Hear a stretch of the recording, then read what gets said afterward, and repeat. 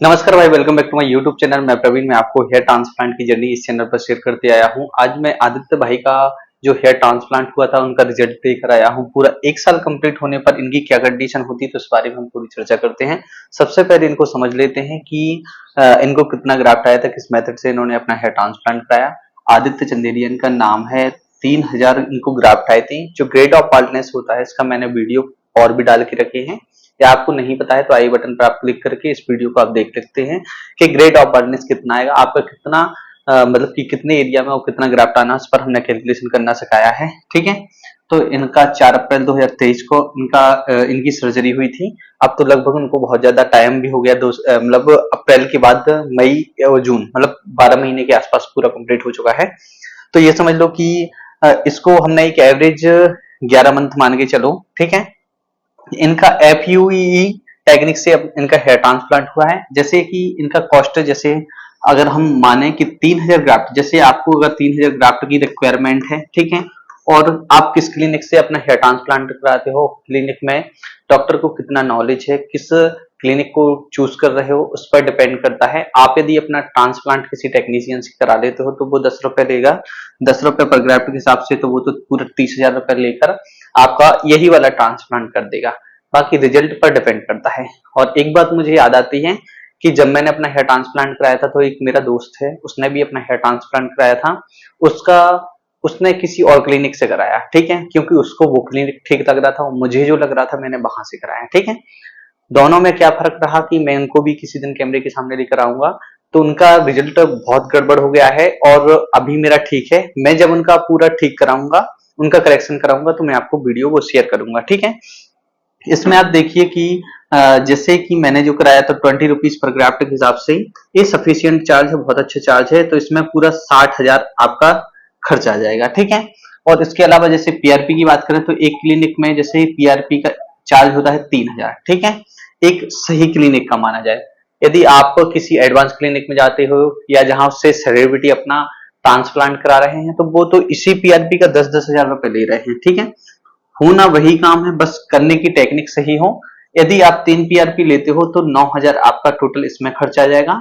इसके अलावा जैसे कि आप मेडिसिन लोगे, ठीक है, तो मेडिसिन की यदि हम बात करें तो मेडिसिन हर एक क्लिनिक अलग अलग देती हैं। यदि मैं एक एवरेज के हिसाब से बताऊं जहां से मैंने अपना कराया था, तो उस हिसाब से यदि आप 6 मंथ की मेडिसिन लोगे तो इसमें पूरा 9K, मतलब 9,000 टोटल चार्ज आ जाएगा। ठीक है, तो इतना ये लगभग कॉस्ट है। तो मैंने पहले भी वीडियो में बताया कि 3000 ग्राफ्ट का जो रिक्वायरमेंट होता है लगभग 80,000 आप एवरेज मानकर चलिए। ठीक है, तो इनको लगभग इतना खर्चा आता है।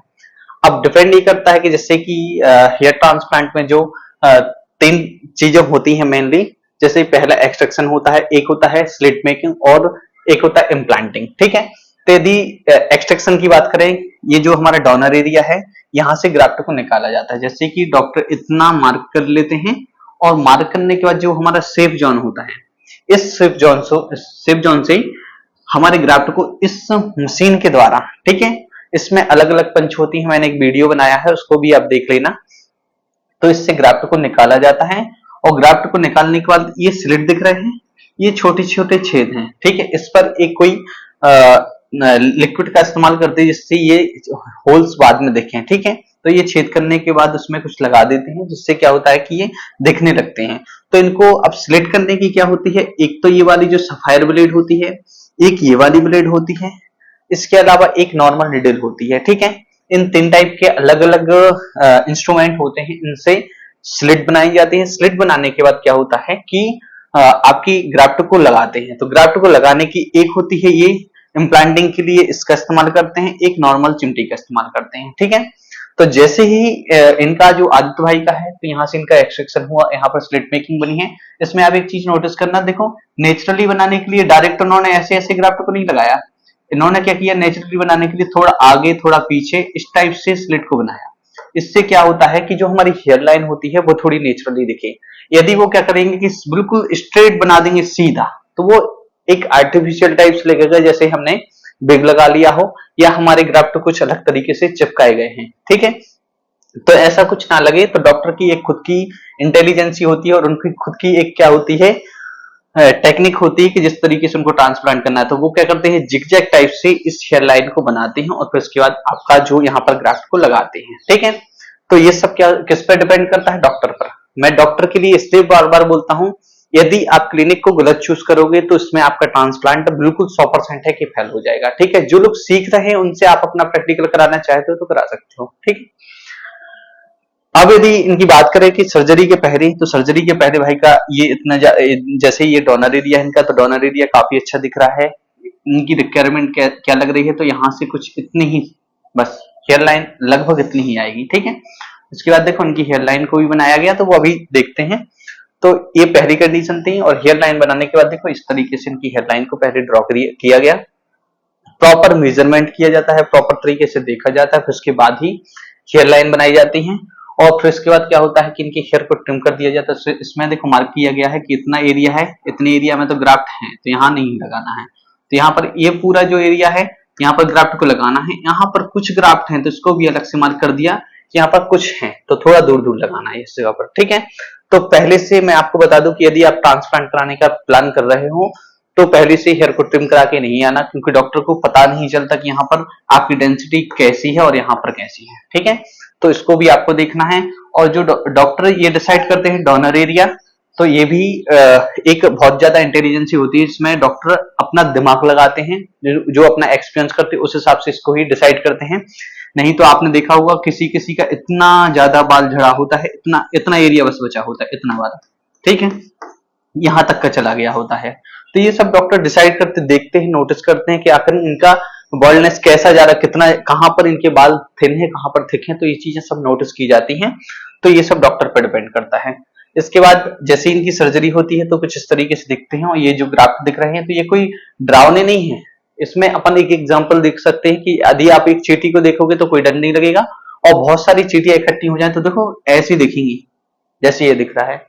तो ऐसे ही वो भी डरावनी दिखने लगती है। तो इसमें कोई डरावना काम नहीं है, बस एक दो दिन तक ही ऐसा लगता है। जैसे सर्जरी होती है तो सर्जरी के बाद भाई का ऐसा दिखता है।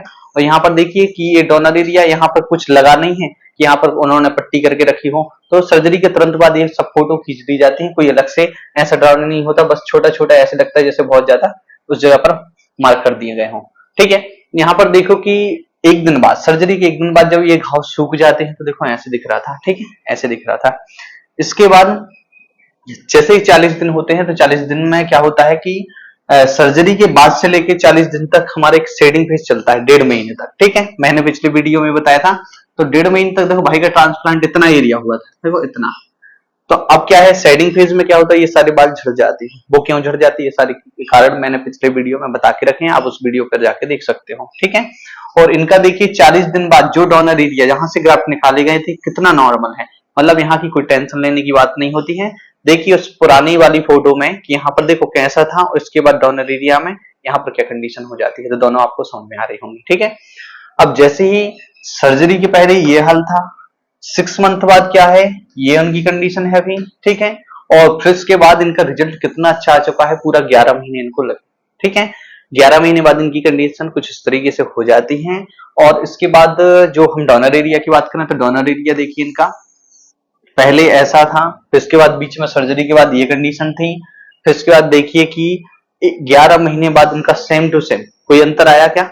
तो इसमें डरने की बिल्कुल बात नहीं है कि आपका डोनर एरिया पर कोई फर्क पड़ेगा, क्योंकि वहां पर डेंसिटी बहुत ज्यादा होती है, और कुछ क्राफ्ट निकल भी जाए तो उससे निकलने से कोई दिक्कत नहीं है। ठीक है, यदि आप अपना हेयर ट्रांसप्लांट कराना चाहते हो तो इस नंबर पर कॉल कर सकते हो, ताकि आप एक सही क्लिनिक तक पहुंच सको। इसके साथ ही यदि आपको कोई हेल्प लगती है और किसी भी अदर भी क्लिनिक से आप अपना ट्रांसप्लांट कराओ और हमसे कुछ पूछना चाहते हो तो पूछ सकते हो, कोई दिक्कत नहीं है। ठीक है, आपको हमारा वीडियो अच्छा लगा हो तो वीडियो को लाइक करें, चैनल को सब्सक्राइब करें, दोस्तों को शेयर करें।